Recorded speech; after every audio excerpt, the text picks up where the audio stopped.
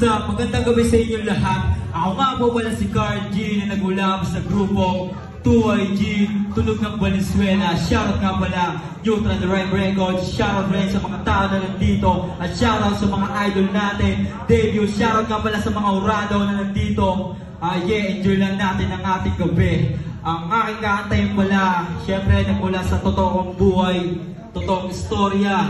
Ang pinamagatan neto, kamusta anak? DJ, bigyan mo na yan ng pangkulay.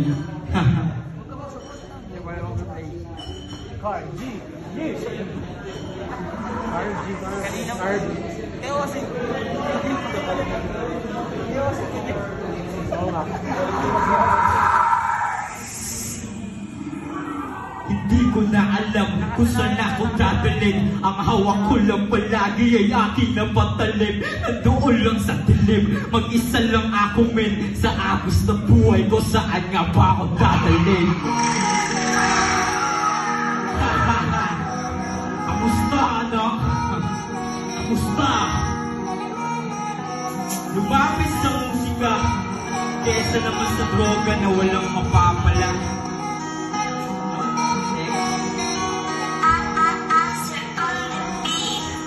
Kamustahin nyo rin ang anak nyo na naiwan.